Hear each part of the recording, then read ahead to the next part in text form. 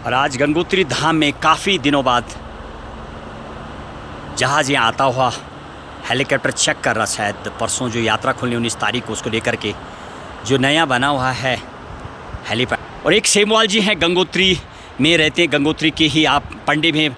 सेमवाल साहब ये बताइए, आज जो हेलीकॉप्टर यहाँ आया ये लगभग कितने दिनों बाद दिखाई दे रहा है गंगोत्री में? ये तो काफ़ी दिनों बाद ऊपर तो काफ़ी बार आ चुके हैं हेलीकॉप्टर, लेकिन यहाँ पर एक नया हेलीपैड बना है। कहाँ पर बना ये?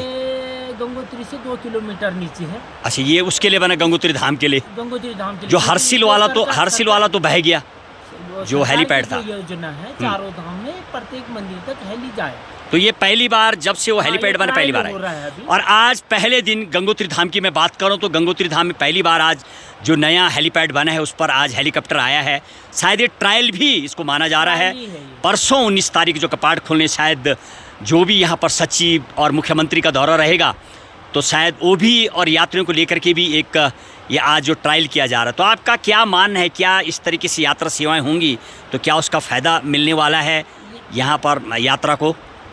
देखो, जो सरकार की योजना है कि बुजुर्ग लोग, जो लोग चल नहीं सकते हैं, जो लोग केदारनाथ की 14 किलोमीटर की और गाड़ियों से भी जिनको दिक्कत आती है, तो ये हेली सेवा भी हमारी उत्तराखंड सरकार और धामी सरकार ने किया। अभी जो यहाँ पर व्यवस्थाएं को लेके क्या बोलना चाहेंगे? जो काम होना था, आरसीसी लगना था, आज अभी पूरी तरीके से हुआ नहीं, लेकिन काम चल रहा है युद्ध स्तर पर, तो इसको लेके कुछ बोलना चाहेंगे? देखो, ये काम जितना हो रहा है काफ़ी हो रहा है, अच्छा है, लेकिन थोड़ा लेट हुआ। हाँ, टाइम के वजह से। पर शायद अभी यात्रा सीजन खोलने के बाद भी शायद 10-5 दिन में हो जाएगा, ऐसी उम्मीद की जा सकती है। हो जाएगी। गंगा को लेके देखें आप जिस जगह पर मौजूद हैं, लगभग गंगोत्री धाम के मुख्य से लगभग 1.5-2 किलोमीटर आगे ये माँ गंगा का जो एक बहुत ही बाल्य स्वरूप जैसा स्वरूप दिख रहा है।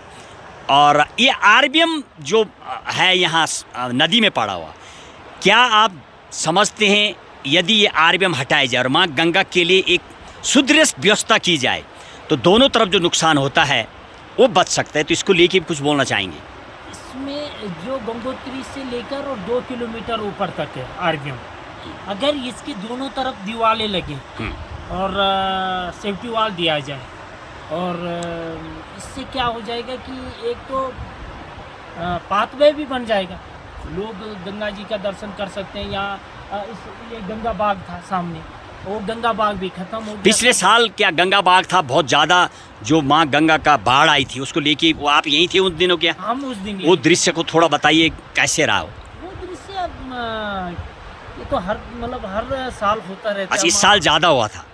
पिछले साल थोड़ा ज़्यादा हुआ। वन विभाग और फॉरेस्ट के लेके जब मेरी टीम दौरा कर रही है तो कुछ ऐसे सुनने में आ रहा, वन विभाग के द्वारा संतगण जो तपस्या में लगे रहते हैं, ये तो तपस्थली भी है, माँ गंगा के भक्त अटूट श्रद्धा रखते हैं, तो ऐसा कुछ सुनने में आ रहा, उसको लेके क्या बोलना चाहेंगे? अब क्या होना चाहिए कि संत भी रहें और वन को नुकसान भी ना हो, उसको लेके? संत तो कभी वन को नुकसान नहीं पहुंचा सकते, ये हमारा सनातन कहता है।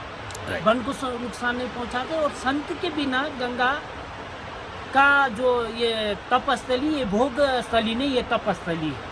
और प्रत्येक संत का अधिकार है, जो वास्तविक में जो वास्तविक संत है उनको जगह मिले, उनको सपोर्ट किया जाए। उन लोगों को इन गुफाओं में रहने का पूर्ण अधिकार है, और उन्हीं के मंत्र ध्वनियों के माध्यम से ही जो ये गंगा की कलकल ध्वनि है ना, वो मिक्सअप होती है। राइट, चलिए बहुत बहुत धन्यवाद। ये हमारे नेशनल पार्क या फॉरेस्ट उनको रोक रही है, अनावश्यक परेशान कर रही है, ये अच्छा नहीं है। चलिए, ये आने वाले भविष्य के लिए भी हमारे लिए अच्छा नहीं। बहुत बहुत धन्यवाद। यदि मैं गंगोत्री धाम का दौरा कर रहा हूँ तो निकल के आ रही वन विभाग का जो फॉरेस्ट का जो घोषित हुआ है नेशनल पार्क की वजह से कुछ टेक्निकल खामियां सी नज़र आती हैं, शायद उसको दूर किया जाना चाहिए।